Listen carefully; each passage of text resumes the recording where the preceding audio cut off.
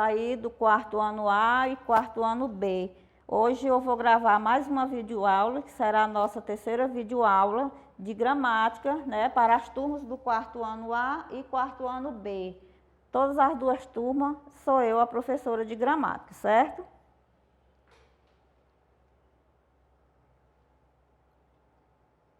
Nós vamos estudar aqui dar continuidade aos substantivos, né? Na aula passada nós vimos aí substantivos próprio, comum, simples, composto, né? Hoje nós vamos continuar aqui com os substantivos concreto e abstrato. A classificação aqui dos substantivos. O que são substantivos concretos? Eles nomeiam seres de existência própria, que é coisas e fenômenos reais ou imaginários, né? Aqui nós temos o exemplo de mãe, avô, João, cachorro, pássaros, coisas, caderno, lápis, caneta, carro e quadro. Então aqui está o exemplo de substantivos concretos, né? Exemplos de fenômenos reais, o que são? Noite, dia, vento e chuva.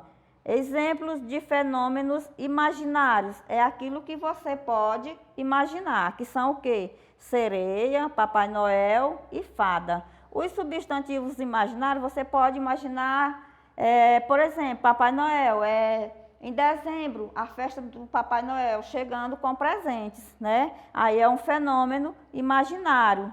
Você pode estar imaginando fada e sereia. Então, aqui são os substantivos concretos.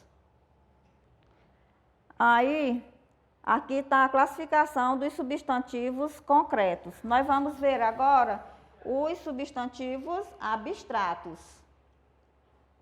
Os substantivos abstratos, eles nomeiam ações, estados, qualidades e sentimentos, né? Exemplo de ações, compras, arrumação. Exemplos de estado, velhice, pobreza. Exemplo de qualidade, honestidade, beleza. Exemplo de sentimentos, amor, saúde e ódio. Aqui está a classificação, ou seja, o conceito de substantivos abstratos, certo? Os substantivos abstratos, para eles existirem, eles dependem de outro ser para existir, enquanto que os substantivos concretos, eles existem por si só, né? Eles não dependem de outro ser para existir. Já os substantivos abstratos, nós estamos vendo aqui que eles acontecem, eles existem em função de outros ser, né? Exemplo de ações, compras, arrumação, né? Por exemplo, compras, tem que ter um lugar para a gente comprar os devidos objetos, né? Ele existe, as compras existem, dependendo de outro ser. Arrumação, né? Tem a pessoa para arrumar, né? Fazer a arrumação dos objetos. Exemplo de estado, velhice, pobreza, né? A velhice existe porque depende de outro ser, né? Da pessoa. Pobreza existe dependendo de outro ser também. Aqui, exemplos de qualidades, honestidade e beleza. Para existir essas qualidades aqui, eles dependem de pessoa, de outro ser para existir. Como também os exemplos de sentimentos, que é amor, saudade e ódio. Para nós termos essas características aqui, esses exemplos, nós precisamos de outro ser para que existam, né? Os substantivos abstratos, eles existem dependendo de outro ser. Os concretos não, eles possuem existência própria, certo? Aí está a definição de substantivos abstratos e concretos. Nós também ainda vamos ver, aqui nessa aula, o travessão. Para que é que serve o travessão? E o que é o travessão? O travessão é este sinalzinho aqui, né? que nós conhecemos, esse traço aí. Ele é usado no início da fala das pessoas.